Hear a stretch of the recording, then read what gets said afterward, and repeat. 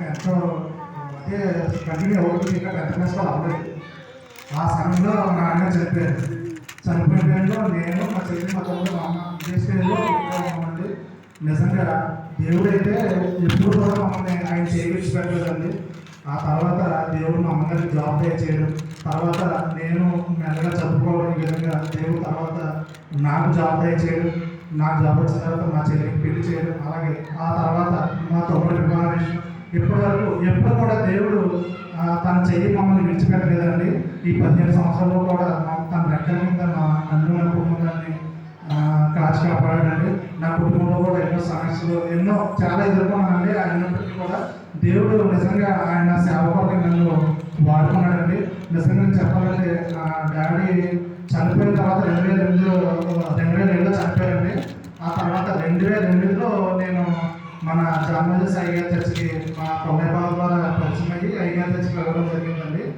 అప్పుడే నిజంగా అయ్యగారు ఆత్మకైనా పత్రిక ఉండదండి. ఆ పత్రికను నేను ఆటోలో డిస్ట్రిబ్యూట్ చేసేవాడినండి. ఆటోనంతా కూడా నేను చూసుకునేవాడిని. ఆ విధంగా అయ్యగారి దగ్గరికి వెళ్ళినప్పుడు నేను ఇంకా దేవుల్లో బాగా బలపడడం జరిగింది. ఆ తర్వాత నేను మరలా అది అయిపోయిన తర్వాత దేవుడు నాకు ఇచ్చిన ప్రేరణ బట్టి ఒక ఆత్మ కూడా చేయడం జరిగింది. ఇవన్నీ మీకు తెలుసండి. నేను కొత్తగా ఎందుకు చెప్తానంటే దేవుడు నన్ను చేయించి పెట్టాలని చెప్పడం కోసం మీకు ఇవన్నీ చెప్తున్నాను.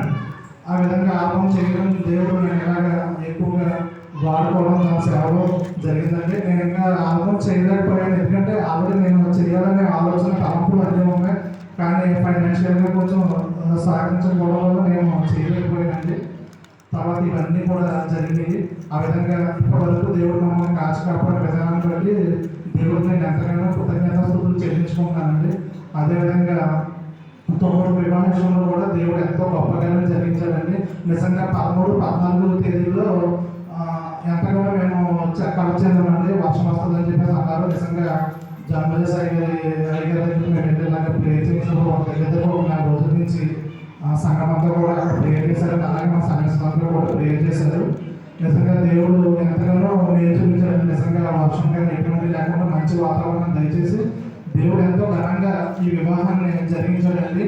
ఏది కొడుకు లేకుండా సమస్తం కూడా ప్రతిదీ చక్కగా జరిగించాడండి. నిజంగా దాన్ని బట్టి నేను దేవుడిని ఎంతగానో కనపరుస్తున్నానండి. అదేవిధంగా వాతావరణ విషయంలో కదండి దగ్గర యాక్చువల్గా ఎస్టిమేషన్ నేను వేసింది కూడా 1000 మందికేనండి. 1000 మందిగానే వేసాను. వంట రాయించినప్పుడు వాళ్ళు కూడా 1000 మందిగానే రాయించాం.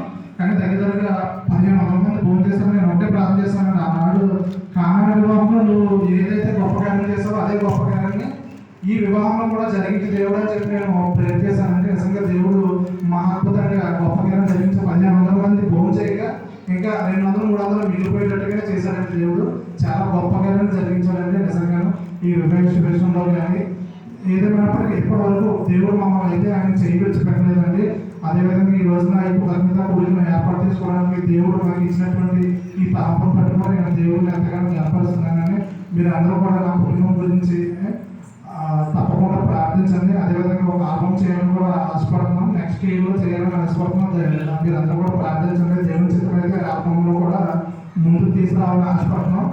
ఇంకా నేను దేవుడు నన్ను ఎంతగా బలపరిచిన విధానాన్ని బట్టి ఎంతగానో గణపరుస్తున్నానండి. మీ అందరూ కూడా నా గురించి నా కుటుంబం గురించి ప్రార్థన చేయండి. అలాగే నాకు అవకాశం ఇచ్చిన మా సిఆర్ గారికి అలాగే ప్యారిస్ పాస్టర్ గారికి జామరాజు అయ్య గారికి మీ అందరికీ కూడా నా ప్రత్యేక వందనాలు తెలియజేస్తున్నాను.